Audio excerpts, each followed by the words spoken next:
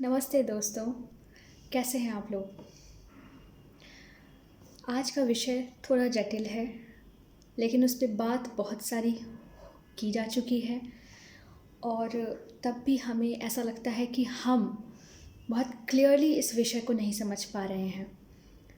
तो ये टॉपिक है सेल्फ लव क्या है और सेल्फ लव क्यों ज़रूरी है।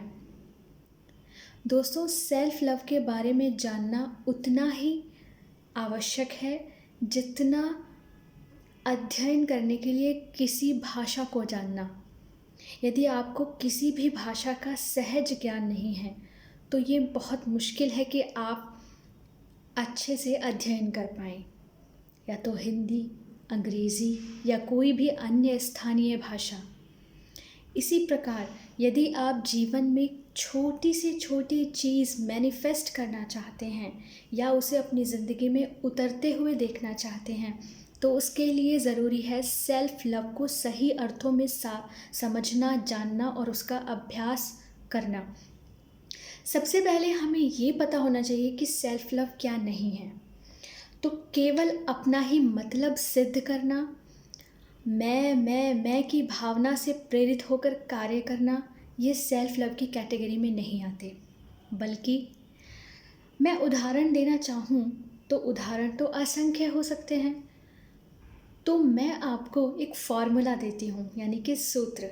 जैसे हम गणित में सूत्रों के माध्यम से किसी भी गणितीय प्रश्न को हल करने की क्षमता अर्जित कर लेते हैं, ऐसे ही जीवन के विषय में कुछ सूत्र यदि हमें याद होंगे तो हम हर क्षण खुद को उन्नति के मार्ग पर प्रशस्त करने की योग्यता हासिल कर लेंगे।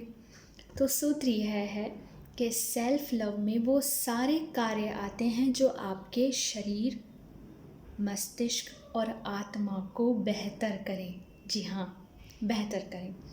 सबसे पहले आते हैं शरीर पर।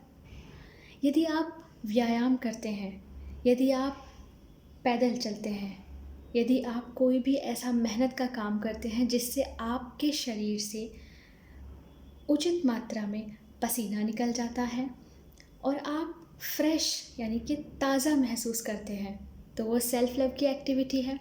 आप ध्यान करते हैं, आप उचित मात्रा में पानी पीते हैं, आप बेवजह बेसमय कुछ भी नहीं खा लेते, तो आप स्वास्थ्य की दृष्टि से कॉन्शियस होकर व्यवहार कर रहे हैं और ये बिल्कुल सेल्फ लव की एक्टिविटी है। मस्तिष्क के लिए क्या? यदि आप अपने मस्तिष्क को अच्छा रखने के लिए ध्यान करते हैं, भरपूर नींद लेते हैं और ये नींद उचित समय पर यानी कि रात्रि के समय में, ना कि आप रात को 2 बजे सोकर सुबह को 9 और 10-11 बजे तक उठते हैं। यदि कोई विशेष मजबूरी है या आपका कार्य इस तरह का है कि आपको रात में जगना ही पड़ता है, तब तो और बात है।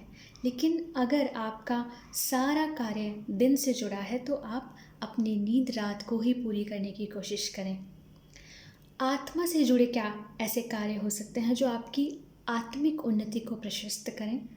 तो अपनी इमोशंस का ध्यान रखना और अपने इमोशंस को उस फ्रीक्वेंसी पे रखना जहाँ आप खुशी महसूस करें। और इसके लिए एक बहुत सीक्रेट रास्ता है जो हमें सिखाया नहीं जाता, वह है माफ़ करने की आदत। जी हाँ, यदि किसी ने आपको हर्ट किया है, यदि किसी के व्यवहार से आप दुखी हुए हैं, तो आप उन्हें माफ़ करने की आदत डालिए। मेरे अंदर ये आदत बिल्कुल नहीं थी, बहुत रिजिडनेस मेरे अंदर थी, लेकिन ये जो दृढ़ता होती है, किसी को माफ़ न कर सकने की आदत, ये आपका नुकसान सबसे ज़्यादा करती है। या क्रोध का जवाब क्रोध से देना, अपशब्द कहना, ईर्ष्या रखना, तुलना करना, प्रतिस्पर्धा करना, ये सब ऐसी चीज़ें हैं जो आपके भावनाओं और आपकी आत्मा को चोट पहुंचाती हैं। तो ऐसा कोई भी काम न करें जो आपकी आत्मा को चोट पहुंचाए। तो मैं आशा करती हूँ कि आप समझे होंगे कि सेल्फ लव क्या है।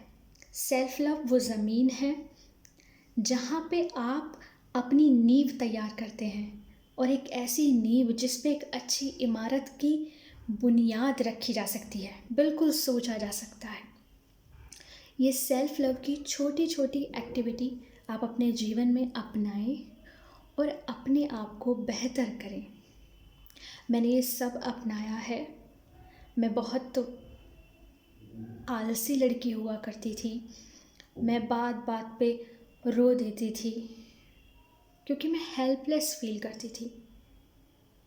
तो आप अपने जीवन की जिम्मेदारी अपने कंधों पर लेना सीखें और अपने मस्तिष्क, शरीर, आत्मा को प्रगति की ओर ले जाएं। सेल्फ लव के बारे में आपको समझ में आया होगा, मैं ये आशा करती हूँ।